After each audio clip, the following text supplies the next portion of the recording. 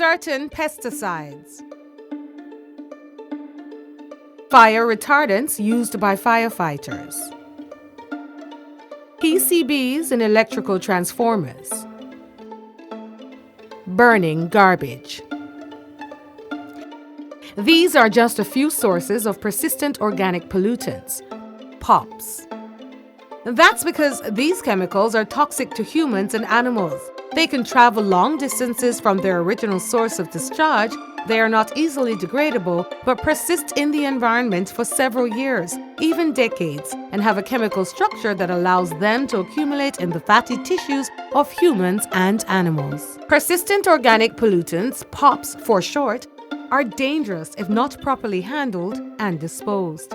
In response to this global environmental problem, the Stockholm Convention on Persistent Organic Pollutants, which was adopted in 2001 and entered into force in 2004, requires its parties to take measures to eliminate or reduce the release of POPs into the environment.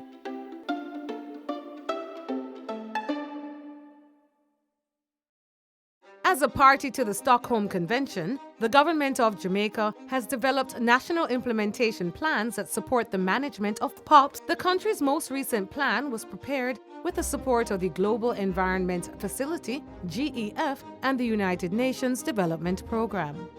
The management of POPs requires a multi-sectoral approach. Representatives from 3 public sector organizations will outline some of the country's efforts to comply with the provisions of the Stockholm Convention. In the convention text, it says that you only have a specific time in which you can use these particular chemicals, and then you have to say what the government is doing to phase out the use and production of these chemicals. So you have various annexes in the convention text that list how it is that you would treat the various types of POPs. For Jamaica, because we are not a major producer of these chemicals, we are primarily a major importer of many of these chemicals. What we have to do is to have a close relationship with the private sector, because they are importing the chemicals. So we advise them that this is no longer eligible for importation, for instance, or we may advise them that the population can only utilize the chemical in a particular way, or we ask them to put in certain systems in industry to regulate the emissions.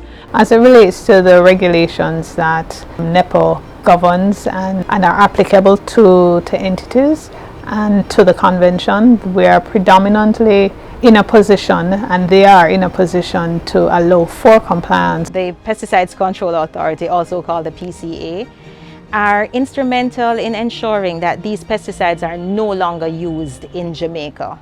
So our obligation is that we do not allow the pesticides that are persistent in our environment to be imported. So the PCA issues import license for pesticides, and we are able to monitor the import of all pesticides, ensuring that they are not brought in the island once they have been placed on our restricted list. And we ensure that if there is going to be a time frame for a removal of a particular product, that it is used within the time frame and there is no new one being brought in the island. Jamaica's history with persistent organic pollutants spans decades and has appeared in household and commercial products as well as emitted from industrial processes. Endosulfan is a POPs pesticide. Endosulfan was used in Jamaica to control the coffee berry borer, and then we banned it under the Pesticides Act.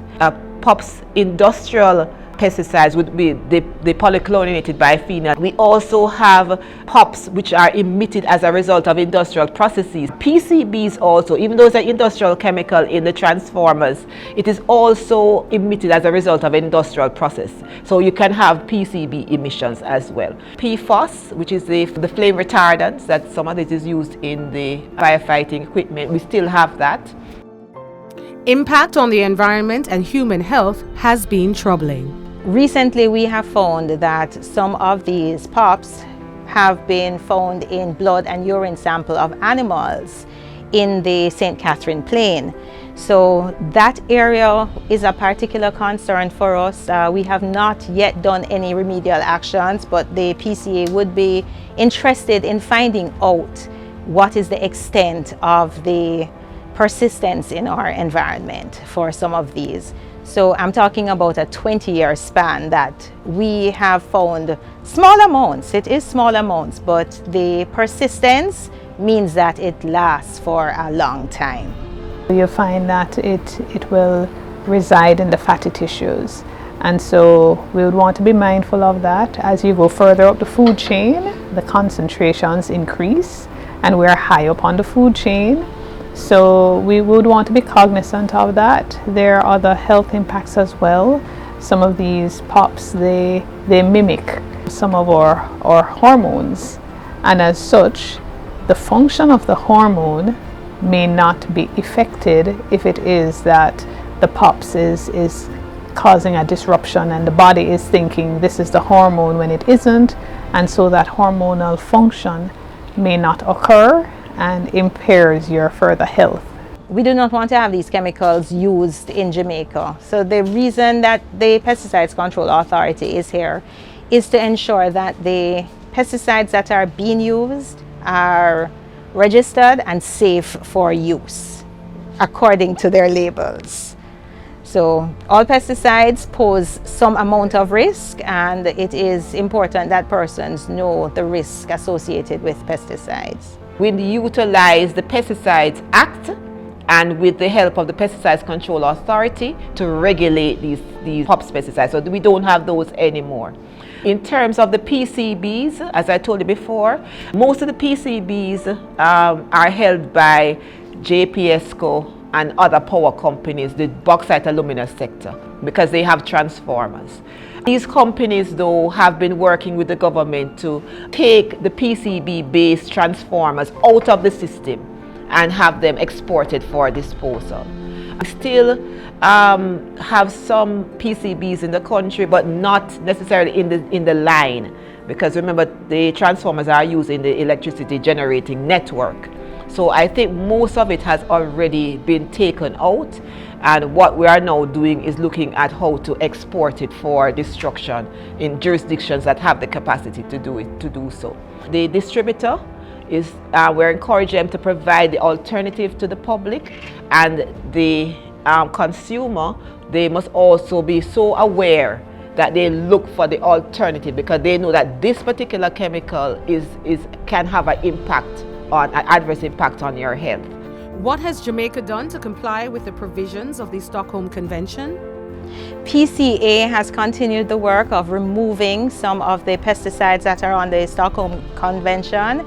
And in 2011, we also placed 4 additional pesticides on our second schedule. So that's our prohibited list. As it is now in 2021, I can say that Jamaica is almost free of persistent organic pollutants for pesticides.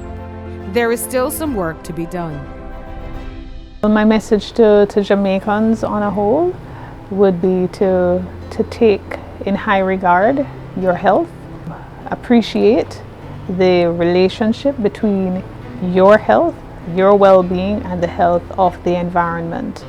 So the farming community, with all chemicals, you have to wear your personal protective equipment. Where possible, look for the alternative.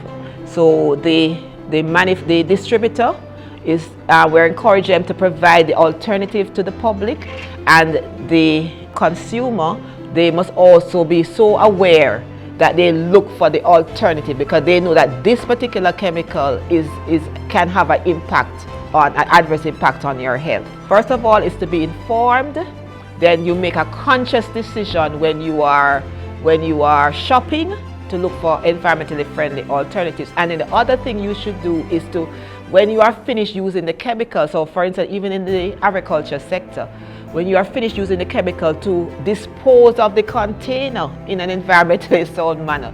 You have to be conscious about what the chemical is, what are the possible impacts on your health and the environment, and how you can protect yourself and protect others.